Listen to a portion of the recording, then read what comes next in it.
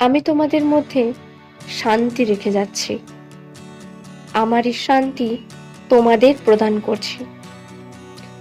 জগৎ যেভাবে দেয় আমি সেভাবে তোমাদের দান করি না। তোমাদের হৃদয় যেন উদ্বিগ্ন না হয় এবং তোমরা ভীত হইও না, কারণ ইহা আমার রক্ত, নূতন নিয়মের রক্ত, যাহা অনেকের জন্য পাপ মোচনের নিমিত্ত পাতিত হয়।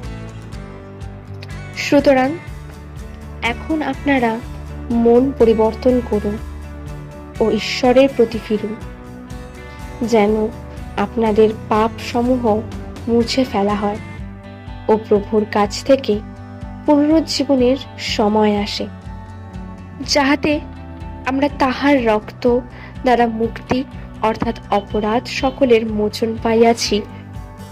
ইহা তাহার সেই অনুগ্রহ ধন অনুসারে হইয়াছে।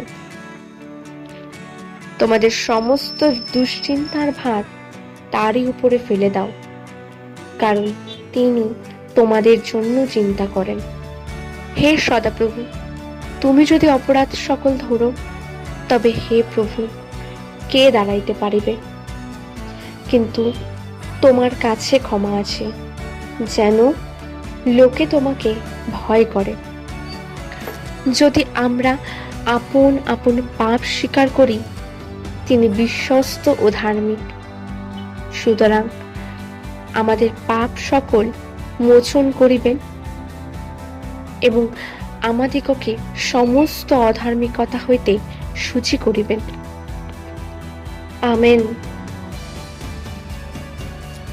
এই বচনগুলো দ্বারা আমরা অবগত হলাম যে আমাদের প্রভু ঈশ্বর তার প্রেম দ্বারা আমাদের সকল পাপ থেকে মুক্ত করতে ও শান্তির সেই জীবন দিতে এক মূল্য দিয়েছেন, আমাদেরকে ক্ষমা করেছেন এবং আমাদেরকে এক শান্তির জীবন দেওয়ার প্রতিশ্রুতি দিয়েছেন, যদি আমরাও তার বাক্য ও তার আজ্ঞা সকল মেনে চলি। তাহলে আসুন আজ আমরা প্রতিজ্ঞা করি যেন আমরা ঈশ্বরের বাক্য মেনে চলবো এবং সারাটা জীবন আমরা পাপ থেকে দূরে থাকবো।